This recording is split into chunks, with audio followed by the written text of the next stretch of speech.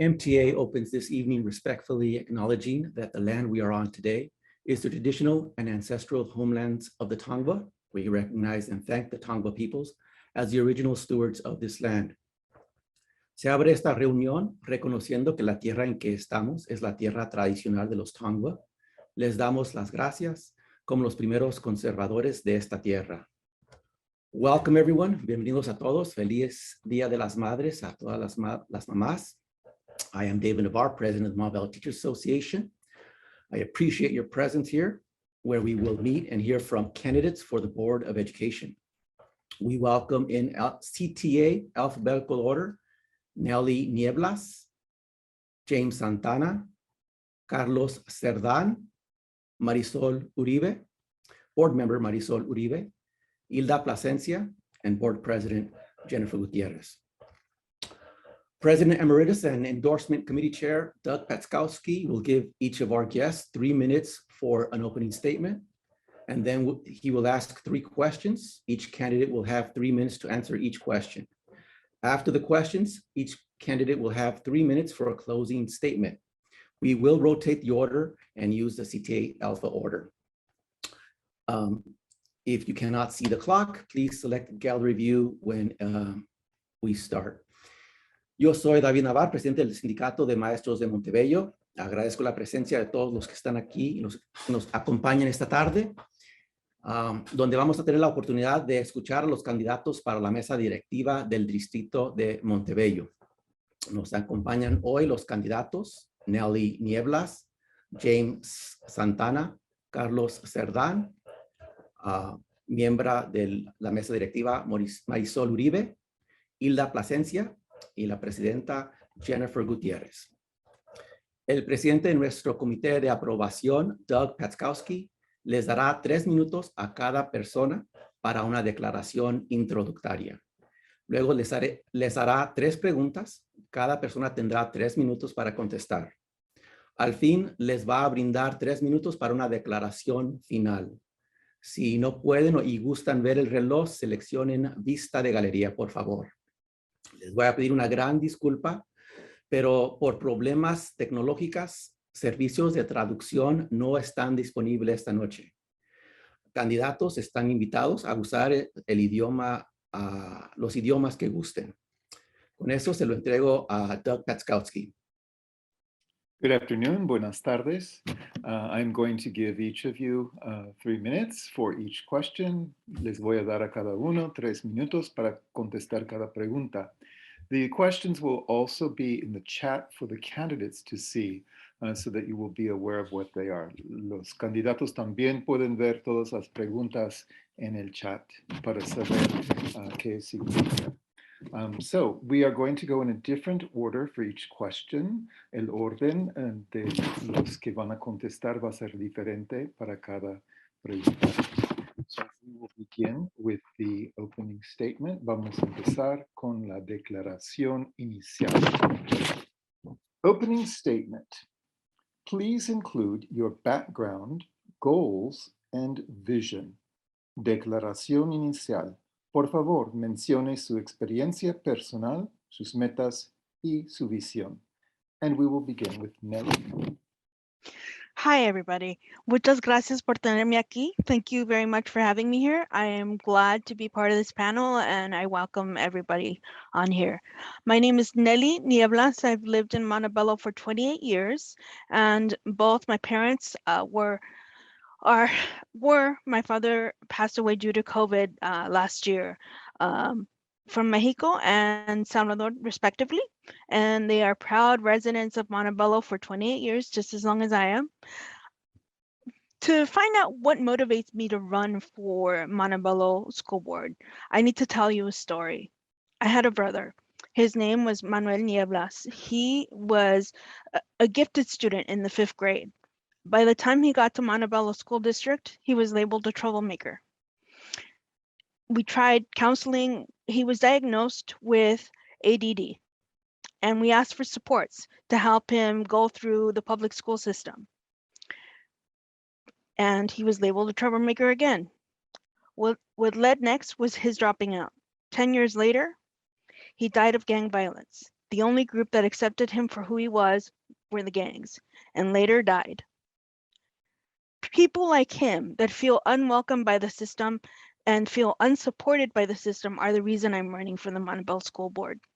I'm a person with a disability myself. I had a different experience. I had teachers that were supportive, who understood what it was to have a student with a disability, who understood what it was like to have a person who had trouble reading and writing. There was intensive tutoring. There was intensive school engagement through parents and small community colleges that had special diagnostic tests that eventually diagnosed me with dyslexia.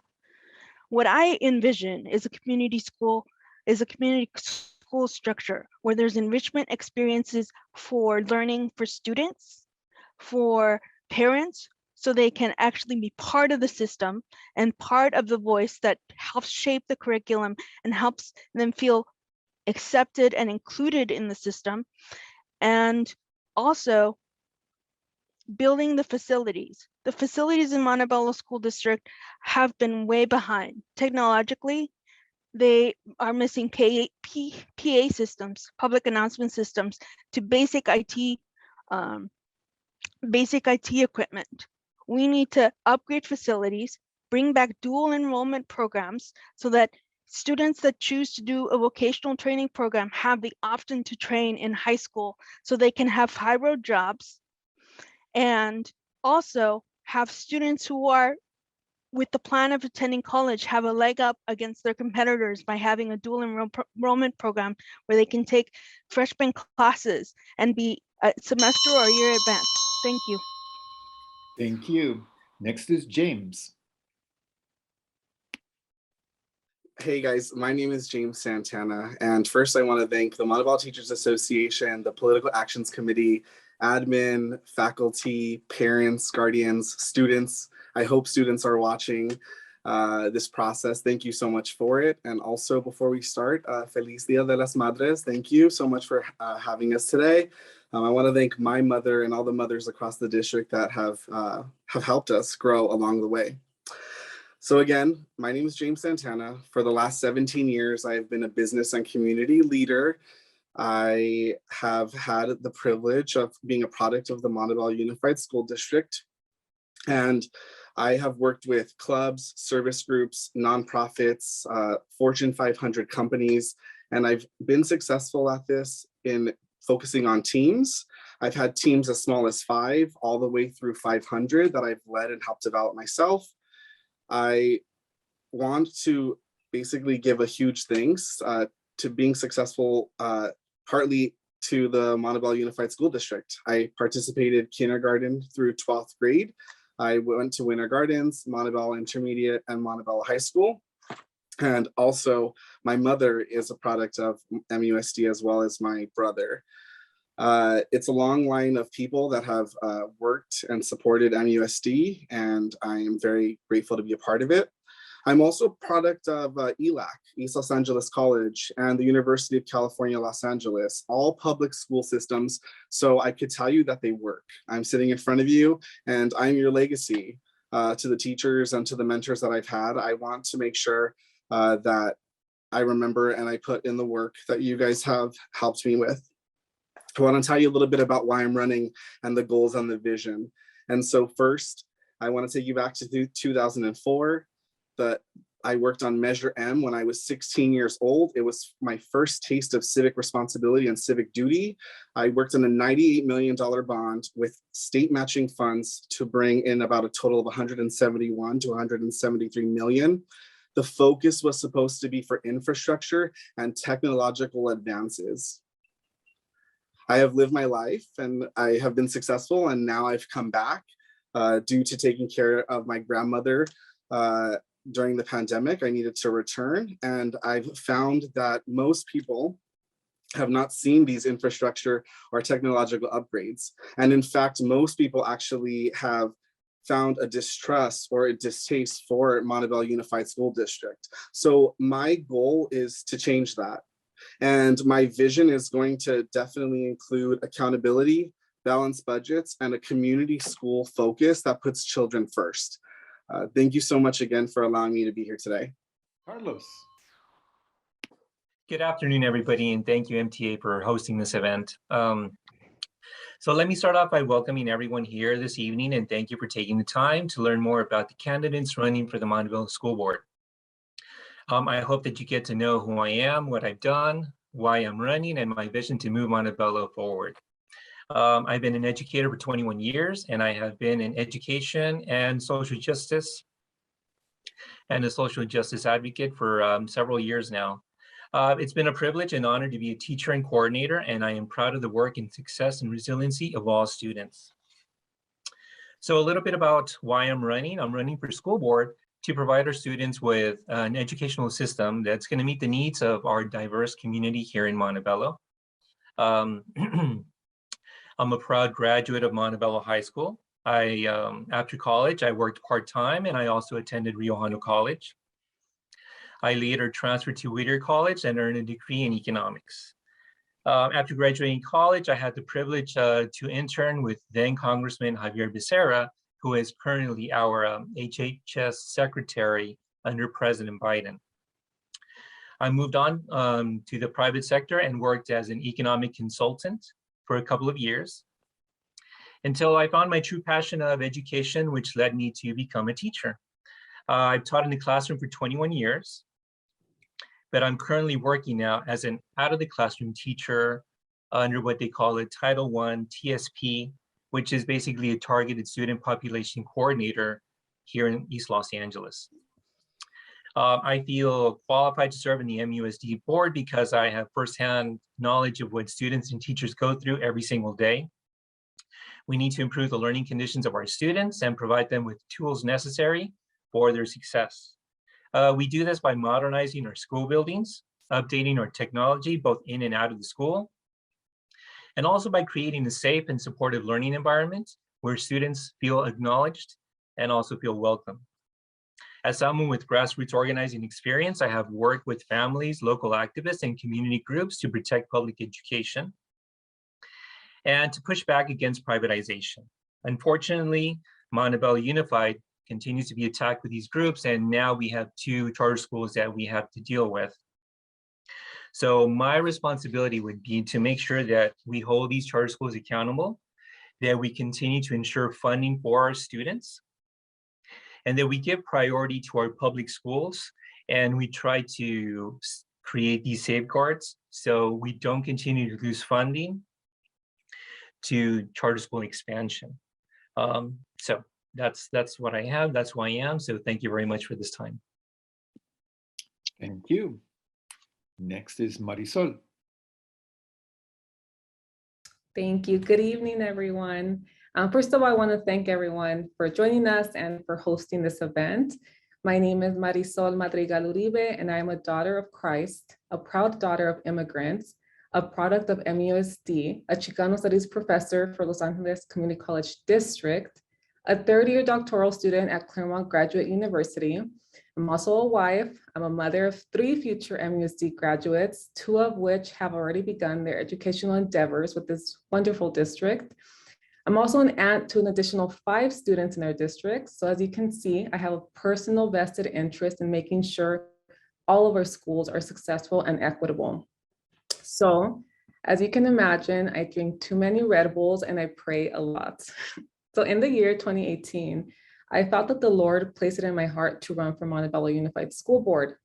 I remember praying and speaking to my pastor about this decision that I was going to make. Thoughts into my mind came like, am I bold enough to endeavor on this intimidating journey? How can I be an instrument in eradicating deeply ingrained educational inequities in our system? How would I gather the courage to speak in front of large crowds? And this to me was terrifying. And I genuinely mean that, especially since I had to take speech 3 times at ELAC before I was able to pass it.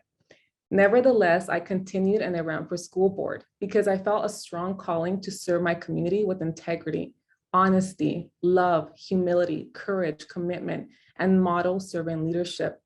I have witnessed firsthand the impact that we can have in the lives of our students by truly investing in them. I had the privilege of almost serving on the school board for 4 years. 2 of those years, my colleagues nominated me as school board president. I take this responsibility very seriously. I have dedicated countless hours to visiting schools, witnessing firsthand the learning that goes on in their classrooms. All this has also made me realize that there is a lot more work ahead of us. For me personally, being a school board member meant not only having the opportunity, but the obligation to make sure that every decision that the Board of Education made was going to have a positive impact on our students, our families, and our school communities. I am eager, I'm ready, I'm able, and I'm willing to continue to be an equity warrior for our students. I believe God is calling us to open our hearts to one of the greatest ethical and moral issues of our generation. A child's zip code should not determine the quality of education they will receive. All children have an immense amount of potential and ability to flourish and shine bright. I will continue to advocate for those that cannot do so for themselves. Thank you very much. Thank you. Next is Hilda. Hello, everyone. My name is Hilda Plasencia, and I would first and foremost like to thank MTA for the opportunity to speak. And I would also like to wish all the mothers out there a very feliz Dia de las Madres. Again, my name is Hilda Plasencia, and I am also a product of Montebello Unified School District. I attended La Merced Elementary, La Merced Intermediate, Sher High School, and then I continued my education and just graduated in 2020 with my master's degree in special education with a credential in mild mod. When it came time to apply for a teaching position, I thought no other district besides Montebello Unified, and have been employed as a teacher since January of 2020. Because I know the district as a student and now a teacher, I felt it my obligation to run for school board, because I can see what the students need, what parents need, and what staff members need. My vision and my goal for the school board are simple. I would like student improvement in education. I would like high enrollment rates, successful parent involvement, a quality education, sufficient funds, following of contract, and SEL for students and staff. I was part of the Montebello Unified School Board pre-COVID. I was part of Montebello School Unified during distance learning, and I am now part of it after COVID as well. I have seen and been part of the classroom and seen what students need. We need a lot more involvement, and I would love the opportunity to make this possible for everyone. Thank you. Thank you. Now, Jennifer. Hi, good evening, everyone. Thank you so much for the Montebello Teacher Association for hosting this forum tonight. My name is Jennifer Gutierrez. I am currently the board president of Montebello Unified School District, and I am seeking my re-election seat on this coming up election. A little bit about myself. I am a proud product of Montebello Unified School District. I attended La Merced Elementary, La Merced Intermediate, and Montebello High School. I'm a lifelong resident of Montebello and a proud homeowner in the south side of Montebello. Coming in as a board member, we have changed our school district for the better. When I came in, our school district was at the point where it could almost go into bankruptcy, and we have made so many positive changes in our school district. And I have a passion for education and providing student services for students to succeed and to continue empowering students to achieve academic excellence. I have experience working with students for 7 years. I have worked for Montebello High School, Bell Gardens High School, helping students get the college and career readiness that they need to reach higher education. I also transitioned into being a college advisor, where I support students with college and career readiness. I help them with academic advising. I help them with getting how to apply for college, financial aid. So that's my passion. My passion is college and career readiness, and help students explore the different options and paths that they can do after high school. And I want to continue giving back to my school district that raised me and create the person I am today. I owe it to the teachers, the counselors, the staff that believed in my potential and that saw in me. My goals for our school district is to continue making positive changes, improving our HVAC system, creating community day schools in our campuses, reducing class sizes. We know that that's a big issue, and we need to continue decreasing classroom sizes. There's still more work to be done, and I have the energy and the passion to continue working with the stakeholders, the parents, the community to make Montebello Unified School District thrive. I'm really excited to be here today to reach and seek the endorsement for the Montebello Teacher Association. So thank you so much for having me tonight, and have a great night. Thank you. That concludes all of our initial statements. Gracias. Con eso terminamos con las declaraciones iniciales. Question 1. We currently have an interim superintendent who is a consultant employed by Capital Advisors. How do you see the transition to a full-time permanent superintendent who is an employee of the district? What is your timeline? Actualmente tenemos un superintendente provisional, que es un consultor empleado por Capital Advisors. No tiene las cartas credenciales apropiadas y la mesa directiva ha votado para anular este requisito. ¿Cómo ve la transición a un superintendente permanente que es un empleado del distrito escolar? ¿Cuál será la línea de tiempo? So this time we're going in a slightly different order, and we will begin with James.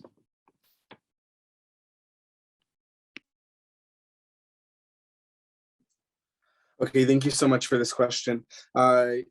What I have heard across the district from stakeholders is the concern in many of the processes across MUSD on their selection for consultants, for some of the agreements that have been made. I want to make it clear now that we will have an open process, and we would encourage our own in-house staff to take the lead and to step up. And we should continue to grow our own, and we should continue to push our own for greater things and greater limits. The superintendent it's a huge responsibility. And to say that it would be something that would be done quick is easy to say, but I'd really like to be honest and say, in my experience for these types of changes, it's going to look like anywhere from a 6, 12 to 18-month process.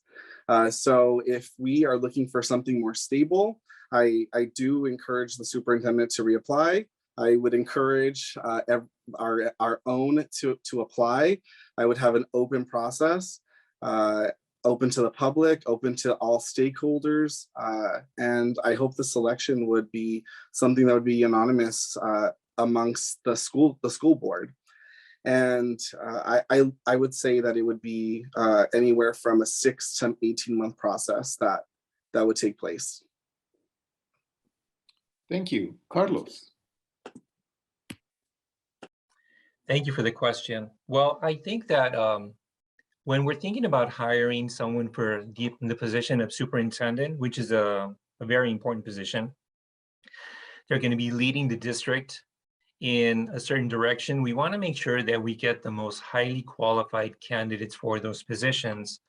Unless it would be absolutely necessary, then I would see why waiving some requirements would be important. But I think that finding talent within our school district that or maybe has worked at other school districts might also be very beneficial. I know that the process for hiring a superintendent can be very time-consuming and lengthy.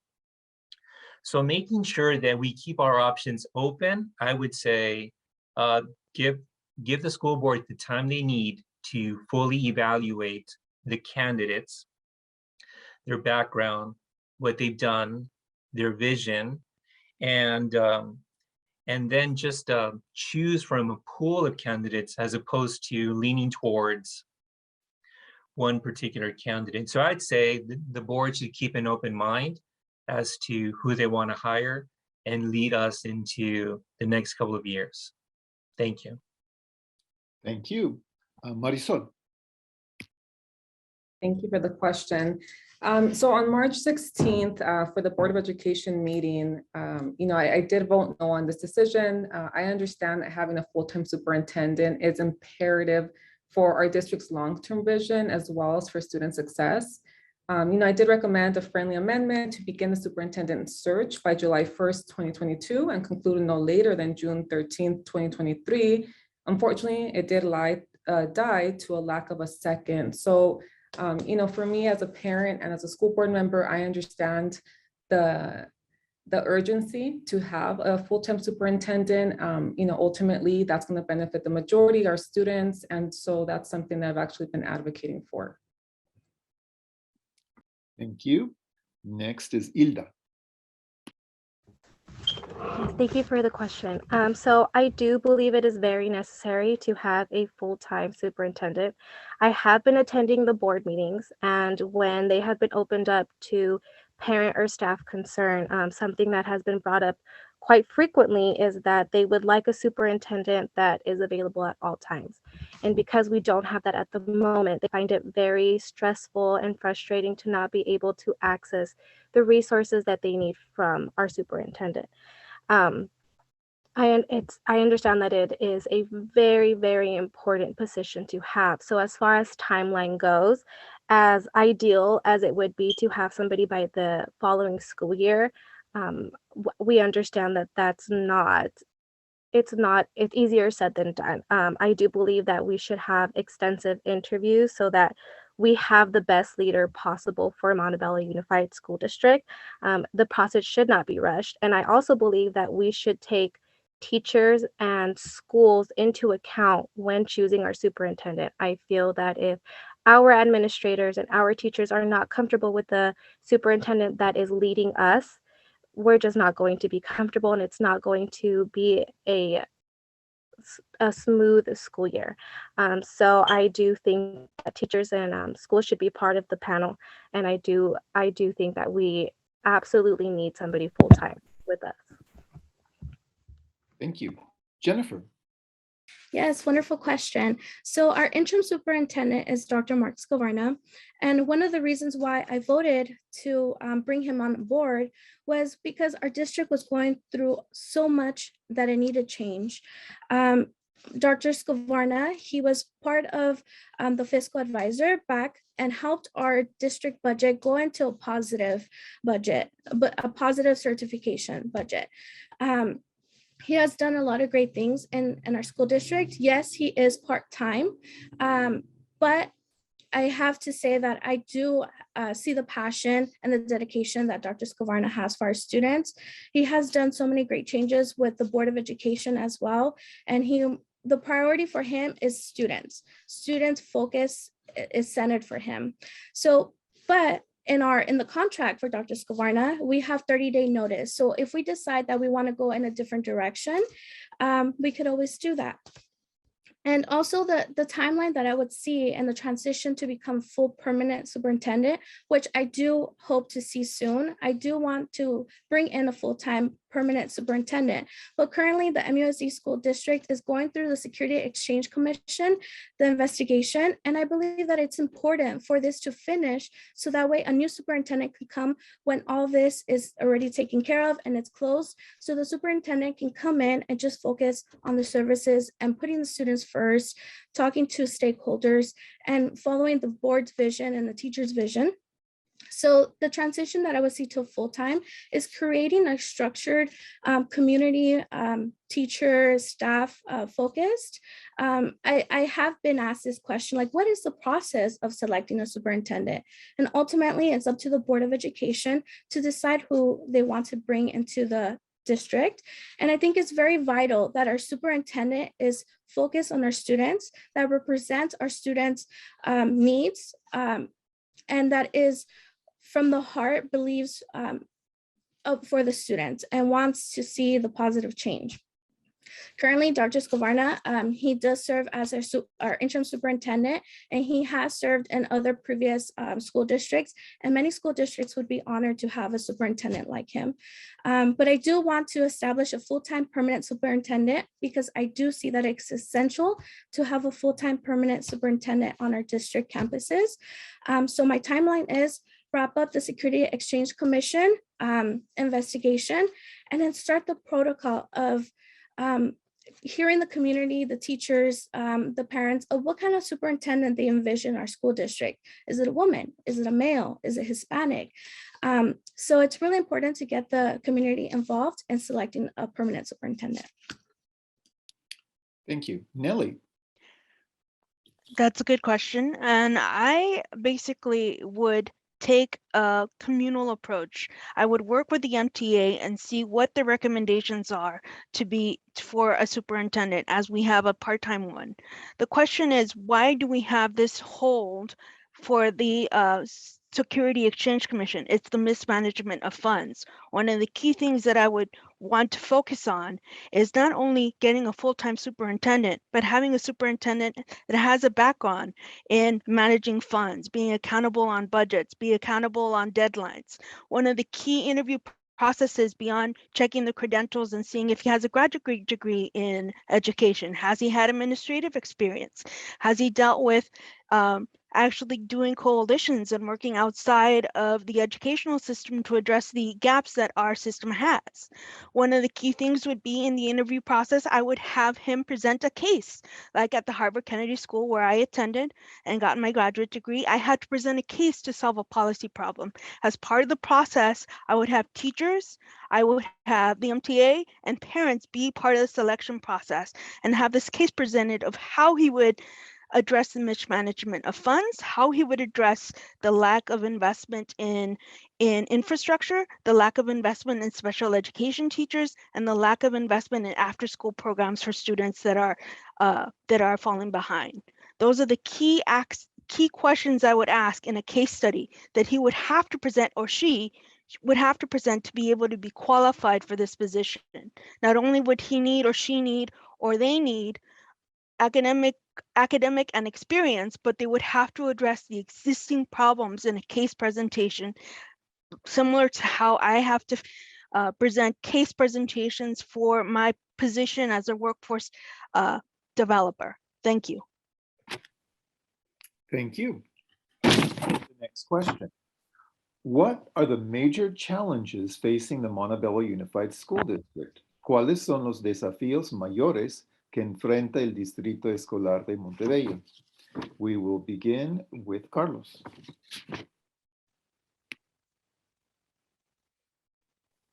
I'm always doing this, sorry about that.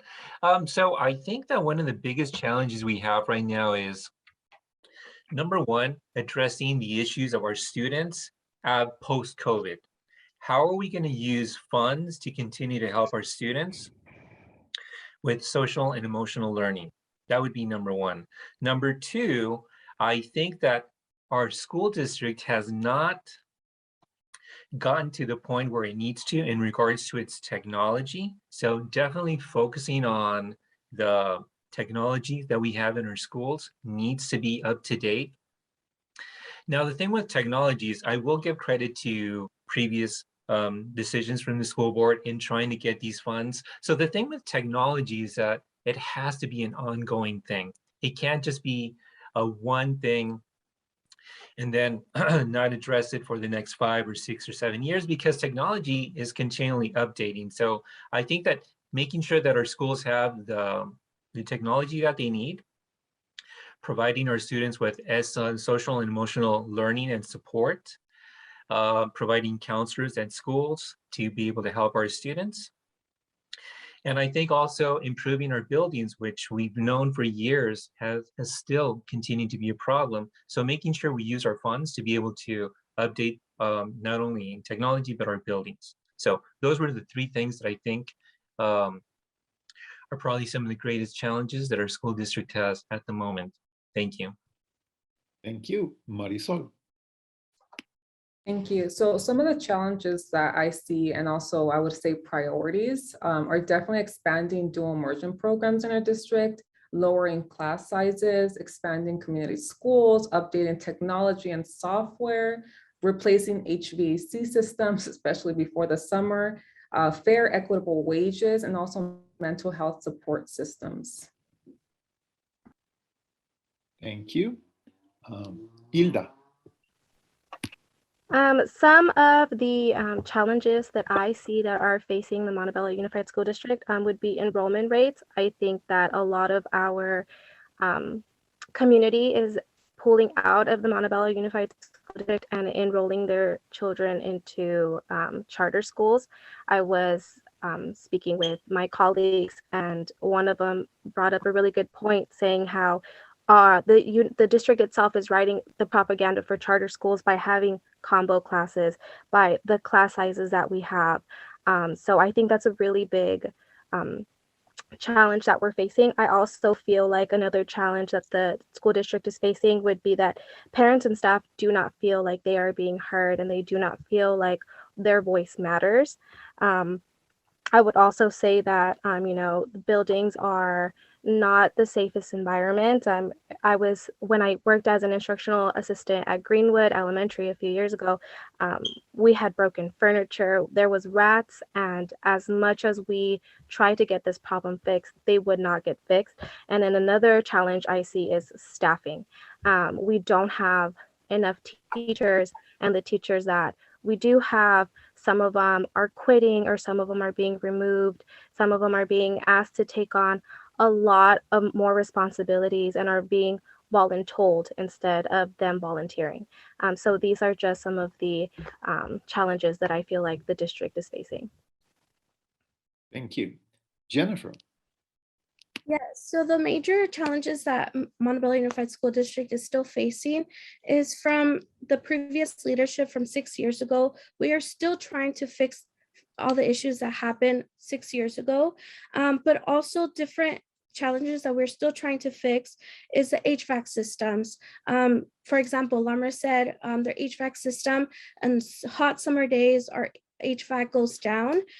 So we're working hard to make sure we upgrade all our HVACs, make sure we do frequent maintenance with our HVAC. So HVAC is heating, ventilation, air conditioning.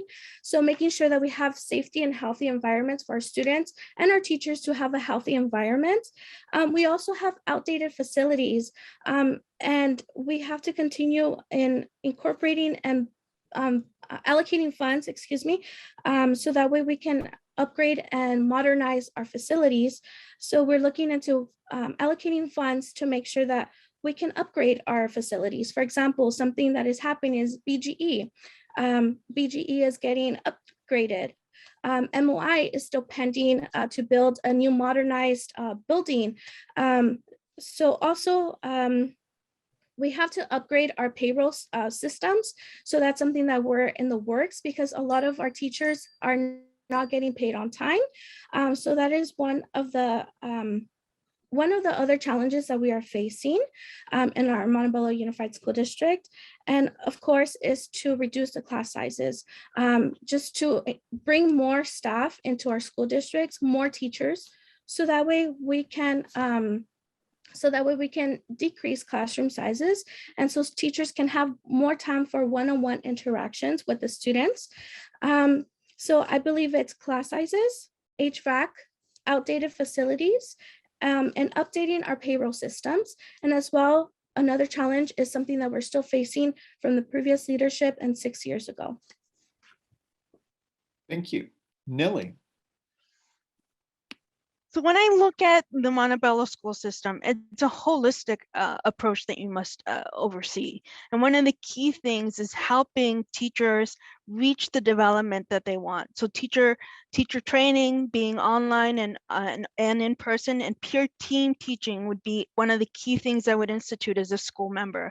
Having team teachers so they can address the reading gaps or math gaps, whatever the teacher is specialized in, they could team teach with another class, with another classroom teacher, and do tag team when it comes to teaching the subject matter, so that we can meet our standardized tests and other supportive services. Having paraprofessionals in the classrooms to help teachers not fall victim to burnout, and having higher salaries for teachers that actually take on special education, and having additional psychologists and counselors in the actual school district would actually help lighten the burden when it comes to actually working with students that are not only special education, but are facing dropout and facing other problems at home, like mental health due to the fact that they lost a parent due to COVID, like I did myself. So it's a wraparound service that we need to institute. Yes, facilities have to be improved. Yes, educational equity must be addressed, but we must equip our teachers with the right aids, the right salaries, and the right supports for them to succeed. Thank you. Thank you. James. Thank you. As I'm hearing everybody answer, I'm just reminded of the time that I was there, and now coming back and seeing how things really have not changed with infrastructure or safety or IT. Right now, I think the biggest issue, again, is the distrust for the system. It's not working for a lot of people. And you have a national poll that came out that nearly around 50% of teachers are actually questioning their decision in becoming a teacher. I think most teachers will change professions in about 1 to 3 years. Overall, just again, some of the things that I've been hearing out while I've been talking to residents is a lack of accountability. We have talked, someone asked a question about a bond. We have multiple bonds that still have money that have not been spent. Why? And then you have budgets that are not balanced. So we have this money. Why have we not been able to budget it or use it? COVID-19, that's actually still something that teachers are still dealing with. It's a conflict with teachers that are still instructed to teach under the COVID-19 pandemic changes, but still not offered any professional development. We even continue to see we're not able to have school board meetings in person, although our city and other school districts have met in person. I think that the way to fix this or what we need to focus on is improving enrollment, improving that trust in the school district, focusing any attention we can away from charter schools to bring back the students here to us. We need to focus on developing and growing our teachers, supporting our students, again, by focusing on a community schools model. I really do believe that I was a part of that. I do believe that MUSD provided that for me, and the community around me provided that for me. It's gonna require that upgrade of facilities. We're hearing about pools that are not working. We're hearing that fields are not ready for students to use. We need to jump into the arts, the sports, and the culture as we catch up our students for the last 2 years of the COVID pandemic. Really focusing on these IT upgrades. Again, I fought and worked hard for this, again, 14 years ago, and it's still an issue. I think I can do something about it. And so I hope you're able to support me. Thank you. Thank you. This is the next question. Montebello Teachers Association is committed to establishing truly transformative community schools throughout the district. Tell us specifically, as a member of the Board of Education, how you would ensure that community schools are successful. La Asociación de los Maestros de Montebello se ha comprometido a establecer algunas escuelas comunitarias verdaderamente transformativas dentro del distrito. Explíquenos exactamente cómo usted, como miembro de la mesa directiva, aseguraría que las escuelas comunitarias son exitosas. And we will begin with Marisol. Thank you. So one of my main conversations that I've been having lately, and also during my doctoral program at Claremont, is the importance of community schools. We have to understand that historically, our schools have always been part of our communities, but they've been treated as if they're two different sectors. So bringing the community into the school, allowing stakeholders to have a say in what's happening in their schools is extremely important. Stakeholder input, having their voices heard, bringing their voices to the decision table is extremely important. So one of my main goals, you can say, is making sure that we do apply for grants. You know, we do need this additional funding. We're currently working on an application currently right now to bring in that additional funding so we can invest in these community schools and expand them in Montebello Unified. We currently have one, so definitely bringing more of that into our school, because we see the genuine benefit for our students, for our stakeholders, for our communities, and also just consistency and overseeing these programs, building a team that can support these schools, that can support our students, that can support the needs, and following up, I believe, is extremely important, because communication is vital when it comes to anything in our districts and policies and funding. So, it's imperative that we keep an open line of communication to see what the needs are, what's working, what isn't working, what do we have to change, how can we be flexible and innovative and still support our communities. So that's my approach.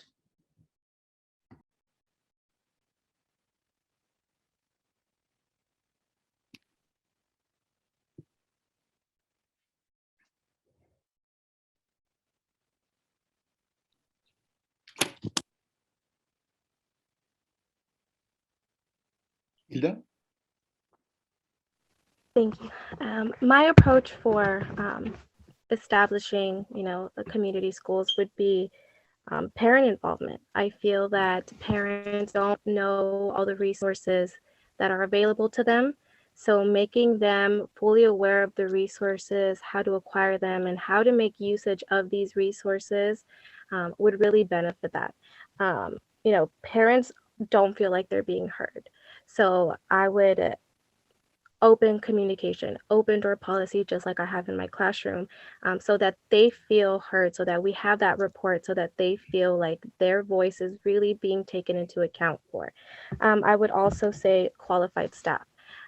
Staffing is a huge issue, and if we don't have staff that builds that rapport with the parents and builds that rapport with the community is not going to want to come in. Funding and grants is also very, very important. And just involvement of the community. They need to know what is of reach for them. Thank you. Thank you. Jennifer? So Community Day Schools, I want to thank the Montebello Teacher Association for actually bringing a webinar of Community Day Schools and how the process is of bringing Community Day Schools to our district, the funding, the implementation, and how to make it successful. So how to make Community Day School successful is to get the community involved, the teachers involved, the parents involved, and we want to make sure that we have resources that are effective for our students academically, social, emotionally, and also for our parents to get involved, to get resources of how to even support their student with academics or social emotional needs. A great example is Montebello High School. We do have a model community day school. They provide services to our students. They have parent involvement opportunities. They also have what it's called the Euler store. So it's a store where students can come in and get free clothing, if it's a shirt, if it's pants, if it's shoes, anything they need to be successful in school and in their academics. It's also important to be teacher-centered and student-centered. So bringing in teachers so that way we can see what do the students need, what additional needs do they need, because community day schools are tailored to be more one-on-one interactions with the students and the parents to get the resources. So also we need to get the grant funding. So this is something that we're in the process of. We're writing the grant so that way we can apply for the grant and receive funds to allocate money to bring community day schools and provide those resources for our students. So to make sure that community day schools are successful is bring the teachers, the staff, the students involved in the schools, and also have parent-centered trainings, support when it comes to like IT, academics, how to access their grades, how to access anything they need or any additional resources they need to be successful in everyday school. Thank you. Nelly?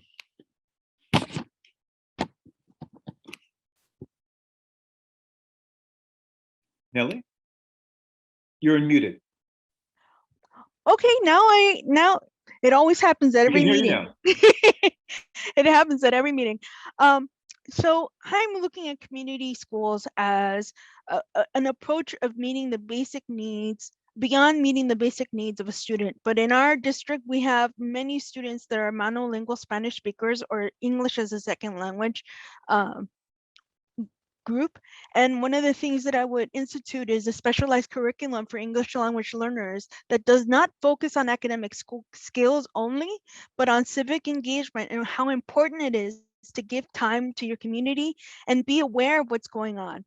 Teaching those civic engagement skills can be passed on through families. Families are also part of the wraparound school system. Not only would they be informed of resources, but also have, basic health classes, basic nutrition classes, basic, what to do with your child from age 1 to 5. Those kind of building blocks have to be incorporated into a community school system and curriculum. One of the key things that I would love to see is having partnerships with local community colleges to see if, students that don't really see, that are facing the fear of dropping academics to go into a job can see a job of $70,000 or more if they try to go into tech or even truck repairing. There's the vocational system of learning has been disregarded by the Montebello School District and has to be incorporated with the needs of the current population. What are the needs of the current population? What kind of assessment do we need to have so that we know what each school needs to meet the needs of each student, parent, and teacher, and then be able to say, okay, Grant, this is exactly what we needed. These are the outcomes we expect based on these inputs. You have to think of it strategically, compassionately, and with actual steps, action steps to make this work. Thank you. Thank you. James. All right, I keep saying community schools because I love the model and I definitely believe that I'm a product of it. My experience was unique. I was asked and told that I would get extra credit for volunteering with MTA and MUSD to work on Measure M. I decided to take the extra credit and actually drop the class. And I got bit by that civic duty and that bug, that drive to help support the community. Listen, it's gonna take a village. They say it, it's true. I had multiple people that mentored me outside of class and inside of class, and those people continuously pushed me to get involved in clubs like the Sister City Association, YMCA Youth and Government. My parents pushed me to play Golden State basketball in PAL, and I have volunteered with the Lions Club, the Rotary Club. I've received multiple recognitions, awards, and trainings from all of them here in the community. I really think that community schools is wraparound services. That's what they definitely talked about. And these wraparound services need to provide mental, emotional, physical, and even spiritual guidance for teachers, for parents, for students, and all stakeholders. And what that's going to look like is once you take that out of the classroom and out of the school, you allow teachers and administrators to do their job. You allow students to learn and not have to focus on a lot of the outside pressures that we have. It's going to be a focus around who's on our team, how are we operating, and then some of the metrics we are struggling with math, we're struggling with physical ed in our school district. Let's focus. And then most importantly, the service that's provided for those teachers, for those administrators, for those students. One of the slides that was presented talked about relationship building, having collaboration, and it being transformational. We need to have faith in this process. It's going to work, but we have to have faith, and it's going to be relationships, collaboration, and transformational. And it's going to start with us. It's going to start with anybody that's here, anybody that is elected, and anybody that is watching this that wants to have a positive change. It needs to be with us first. I can do that. I've done it historically, and I can do that again. Let me tell you how. We're going to practice empathy. We're going to explore new ideas. We're going to innovate. People gravitate towards the charter schools because of their ability to innovate outside of the system. We're going to navigate what's working and what's not working. But most importantly, you've seen me out there, and I will continue to be out there no matter what, is action. I can take the action, and I will take action. We need action. Thank you. Thank you. Carlos. Thank you for the question. So let me just say that I love everybody's responses. Everybody has fantastic ideas. On a personal level, for myself, I've actually been fighting for community schools where I've worked at with Ali Unified since 2014. I've known about this concept before it was cool. But before I get to community schools, number one, we have to talk about, on a basic level, all public schools need to have fully staffed teachers that are qualified teachers. They need to have librarians, nurses, and supervising aides, okay? Now, when you think of the model of community schools, that's transformative, okay? That really changes the model and enhances the school experience for students, and in addition to that, to the community.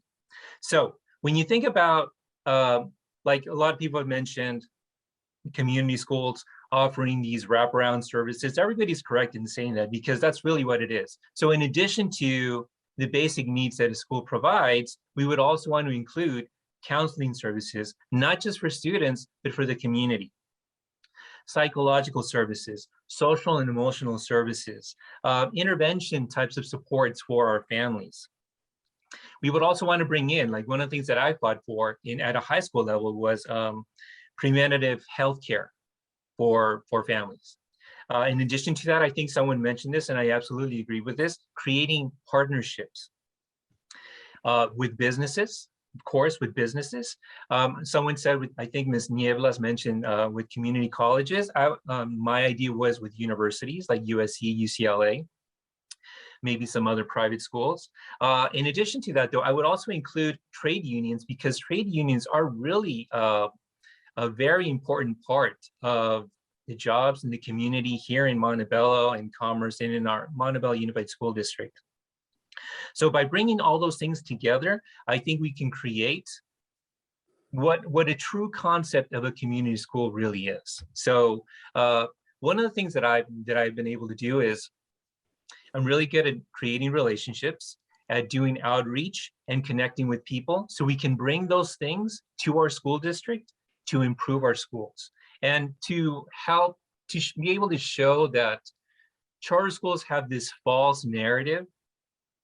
We've wanted to have community schools for a long time, but because of school boards or superintendents in the past, and I'm not saying in this current one, but just generally speaking, or other factors, we've not been able to get to that ideal community school models. I would love to be a part of it and be a part of helping transform Montebello Unified School District with more community schools. Thank you. Thank you. We now come to the concluding statement, the closing statement. Include why you think you would be the best candidate for the MTA endorsement. La declaración final. Explique por qué cree usted que sería el mejor candidato para recibir el respaldo político de la Asociación de los Maestros de Montebello. And we will begin with Hilda.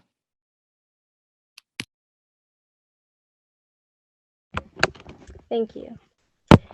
I am a product of Montebello Unified School District. I have worked with the district for 6 years. First, as an instructional assistant, and currently as a special ed teacher. I was with the district before COVID, during distance learning, and after COVID. I have heard parents, I have heard staff, and I have heard students.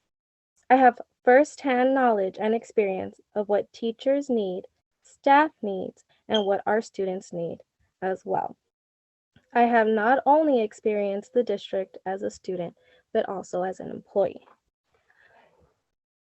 I am well aware of what the district needs, and my visions and goals are simple: student improvement, higher enrollment rates, successful parent involvement, successful education, sufficient funds, following of contracts, SEL for students, and SEL for staff. We need lower class sizes, dismantle of combo classes, and more qualified staff. I hope to have your support. Thank you. Thank you. Jennifer. I just want to conclude by saying thank you to everyone that is on here on Zoom watching the forum. Thank you to the Montebello Teacher Association for creating this space and opportunity to seek your endorsement. So I believe that I am the best candidate to be reelected into my seat because I am a product of Montebello Unified School District. I know how it is to be on the seats of the students. I go to school visitations. I walk around the schools. I know what improvements need to continue to be done. I know that we need to continue to fix the HVAC. I know that we need to continue to decrease class sizes. I am a strong and passionate advocate for education, and that's why I received my master's in education for school counseling, because I want to continue supporting students with academics, with social emotional, and help them pursue college or career readiness or prepare them for a career after high school. I want to make sure that we continue putting our students in the front lines, in putting students first, making sure that all our policies that we pass are students focused. And also because I have been a big advocate for our unions to make sure that they have a great working conditions and have competitive salaries. We just passed a 6% increase for our teachers, and that makes me proud. It makes me proud to give back to our teachers, to continue to collaborating with our teachers, with our counselors, with our staff, to accomplish the well-being and the vision that we set forth for our district. I am seeking the endorsement because I want to work together to reduce the class sizes, establish community day schools, create optimal working conditions for our students and for our parents, our community, our teachers, so that way we can continue, so that way they can have a great space to succeed. I have the energy and I have the passion. If you talk to me about students and education, I can go on and on and on because this is where my heart is. I love visiting classes. I love to talk to teachers. I love to see the little ones and the high school students in the classrooms. And I want to continue making the positive changes that we have made in Montebello Unified School District. I want to continue giving back to the teachers, to the staff that were once there for me when I was growing up. I want to give back to all our staff. I want to make sure that our students have the best services that they need to succeed in life.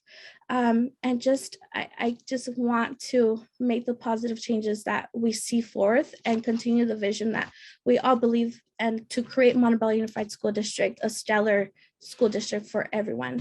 Again, my name is Jennifer Gutierrez, and I hope I can get your support for the upcoming election and endorsement. Thank you so much. Thank you. Nelly. It's wonderful to hear everyone's willingness to give back and work with teachers. One of the key things that I want to say is that I'm a candidate who believes in inclusivity, diversity, and accountability. Accountability when it comes to making sure that budgets are balanced, that promises are kept, that it's not just lip service. One of the key things that I realized, I was a first-generation college student. Neither of my parents finished elementary school. Neither of them finished high school. I was very blessed to go to Pasadena City College, then go to USC, and eventually Harvard Kennedy School of Government. What I bring to the table is 15 years of learning how to administrate policies, make tough decisions, and understand how budgets work, and understand building coalitions is essential to making policy change. You must understand what each population needs, what each group what each population needs to succeed, and what supports need to be there. My role is to get those resources to you, be it teachers, be it parents, be it students. Students like me that have 2 disabilities are often ignored by the school system, and I'm here to represent them. I'm also talking about the 1/3 that drop out every year out of the Montebello School District. What has been done for them? What support programs have been instilled to prevent the dropout rate? Before the pandemic started, we had over 33,000 dropout students in the district. That was over $48 million wasted. Why are people talking about action? I'm talking about action with actual steps, with actual tracking, and with actual support from the teachers and the teachers' voices with every step that I make in the school board as a school board member. So I say, as a person who didn't come from much and was able to succeed and be a role model to others with disabilities and from working class backgrounds. I say, I'm here. I'm here to work with you. I'm here to collaborate. I'm here to bring change and stand against charter schools. They discriminate against people like myself and people that can't pay. That kind of system is discriminatory and non-inclusive. I stand against that, and I will fight my hardest to keep them out of the system. And my hope is to be the best candidate for the teachers, the students, and the forgotten people like my brother, who unfortunately, for lack of attention, died. And I say, for my parents who raised me to be a fighter, a compassionate warrior, and a learner, I will always keep learning, and I will always keep hearing from my community on how to make the world and the school board better. Thank you. Thank you. James. All right. Again, thank you so much for everybody that has hosted this and is also participating and watching. When I started my discussion, I gave you some ABCs. The first one was an ABCs around where I have concern. The first one is A, around accountability, B, around a lack of balanced budgets, and C, decisions that are not putting children first. I want to give you a little bit of a solution. It's you and I working together. It's you helping me and me helping you. And what that's going to look like is another ABC. We're going to focus on A for action, B for bold ideas, and C for those community and children first decisions. The MTA and I have already worked together. You've made a huge positive impact in my family, in my life, in my education when we worked together on Measure M. What I was able to gain from that is indescribable. You have no idea that some of the people and community members that I was sitting next to were the ones that pushed me to do more. I didn't know that I wanted to continue my education. And what happened was I met people that pushed me to continue at ELAC. And even while at ELAC and I was able to work and go to ELAC, I still had mentors from that measure that pushed me to continue on and pursue bridge programs that got me into UCLA. I, like many of you that are in the administration or faculty or our parents, I'm a lifelong learner. During this last pandemic, I was also frontline, like many of you, frontline workers. I'm extremely concerned about the undervalued and underpaid situation that many of you are in. And I want to remind you that this is going to be grassroots. This is going to be people powered. This is going to be people over profits. When I talked about accountability, we cannot point at previous administrations that have not worked for us when we're sitting in position of power. We need to focus on how we're going to continue to move forward together. So please join Team Santana, Santana for MUSD.com. Join my team. We are very excited to get back to the community that raised us. So thank you so much. Thank you. Carlos. Thank you, Doug. So once again, thank you for the opportunity to be here today, this evening with all of you. To close, I'm a strong advocate of public education, and I have my roots in progressive values. Being an educator is something that I've been very passionate about. It's something that it's been a privilege to be able to serve for the past 21 years now. I've been a voice for the community in many different things, and I would love to be a voice for the Montebello Unified School District as a school board member. I feel uniquely qualified to serve in the Montebello Unified School Board because I know firsthand what our students and our teachers need. We need to improve the learning conditions of our students and provide them with the tools necessary for their success. We do this by modernizing our school buildings, updating our technology both in and out of the schools, and by creating safe and supportive learning environments where students feel acknowledged and welcomed. As someone with grassroots organizing experience, I have worked with families, local activists, and community groups to protect public education and to push back against privatization. As a school board member, I would ensure that our school district has equitable and sustainable funding. I would support improvement projects on our school buildings, as well as improvement in technology and access. I would ensure that teachers have the support, training, and resources that they need. And I would also stop charter school growth within our school district and keep charter schools accountable by using any means at our disposal to ensure our district does not lose more funding. I want to again thank everybody for your time here. To all the moms, Feliz Día de las Madres, Happy Mother's Day. To my mom, Mamá, te quiero mucho, Feliz Día de las Madres. Thank you very much. Carlos Cerdan for Montebello School Board. Thank you very much. Thank you. Marisol. Thank you so much. So as I was preparing for this evening, I came across a quote that resonated with me from former First Lady Michelle Obama. You may not always have a comfortable life, and you will not always be able to solve all of the world's problems at once, but don't ever underestimate the importance you can have, because history has shown us that courage can be contagious and hope can take a life of its own. I will continue to advocate as a school board member for those that cannot do so for themselves. When I am reelected, I will continue to build on the great work we have already accomplished. As a fellow educator and also a union member of the American Federation of Teachers, Local 1521, I know the importance unions play in the lives of our students, communities, and membership. I will continue to work diligently to defend MTA union rights. As a parent to 3 future MUSD graduates and an aunt to 5 MUSD students, I am personally vested in our district.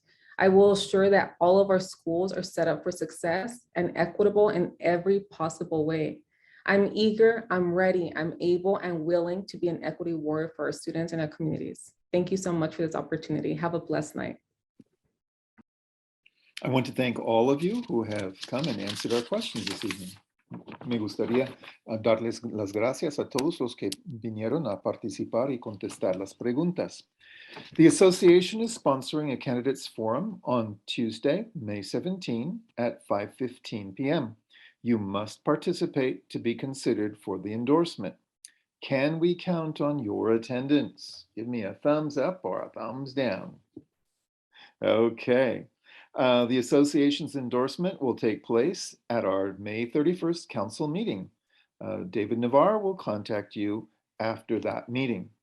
La asociación patrocinará un foro de candidatos el martes 17 de mayo a las 5:15.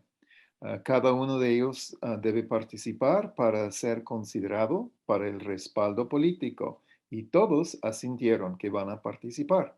Podemos contar con todos ellos. Se enunciará los candidatos escogidos en la reunión del concilio el 31 de mayo.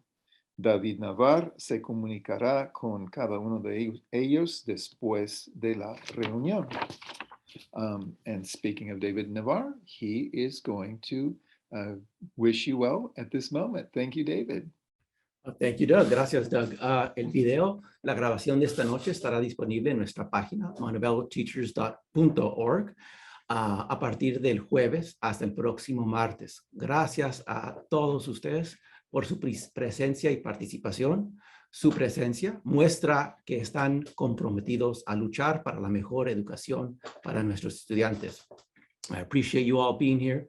The video recording of this event will be available on our website, montebelloteachers.org, on Thursday through next Tuesday, where MTA members are invited to question our candidates directly. Our candidates have already been invited and all committed to attend, as Doug said, on Tuesday, May 17 at 5:15. Your presence tonight demonstrates a commitment to delivering to our students a just and equitable education. We appreciate your presence here. Have a great evening, everyone. Les deseo una bonita tarde a todas las madres. Buenas noches.